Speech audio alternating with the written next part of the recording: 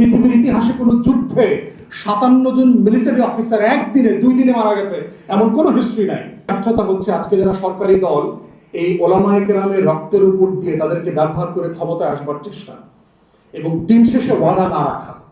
Total genocide হয়ে গেছে দেশের সবচেয়ে বড় রাজনৈতিক দল, এবং এটার সাথে কিন্তু বেগম জিয়া জড়িত না, এটার সাথে কিন্তু অন্যান্য বিএনপির নেতারা যারা সোল্ড আউট হয়ে গেছে, যারা একটা বিশাল অংশ যারা আজকে ভারতের কাছে সোল্ড আউট হয়ে গেছে। বেগম জিয়া কিন্তু এই আন্দোলনের পক্ষে ছিলেন শেষ পর্যন্ত, উনি থাকতে চেয়েছেন, ওনাকে উঠিয়ে দেওয়া হয়েছে ওখান থেকে বিএনপির নেতারা মিলে। যে অংশটা আওয়ামী লীগের সাথে ডিজিএফআর সাথে মিলে মিশে ব্যবসা বাণিজ্য, বিয়ে শাদী, লাল পানি খাওয়া, ক্লাবে গিয়ে সবার সাথে করেছে। তো সেই জায়গা থেকে হচ্ছে হেফাজতের এই ক্যানভাসটা বুঝতে হবে।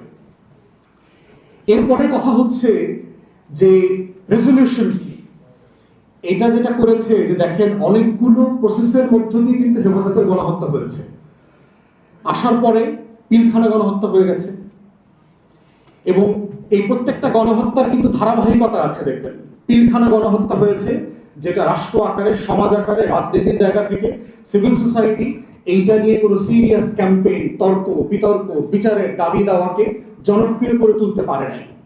এবং আমার আর্ম ফোর্সেস, আমার সভরেন ফোর্সেস গুলোকে যখন মাটির সাথে মিশায় দিয়েছে, পৃথিবীর ইতিহাসে কোনো যুদ্ধে 57 জন মিলিটারি অফিসার একদিনে 2 দিনে মারা গেছে এমন কোনো হিস্ট্রি নাই, সারা পৃথিবীতে নাই, কোনো যুদ্ধেও হয় নাই। এটা এত পরিমাণ মিলিটারি অফিসার একদিনে হ্যাভ বিন কিলড কখনো হয়নি।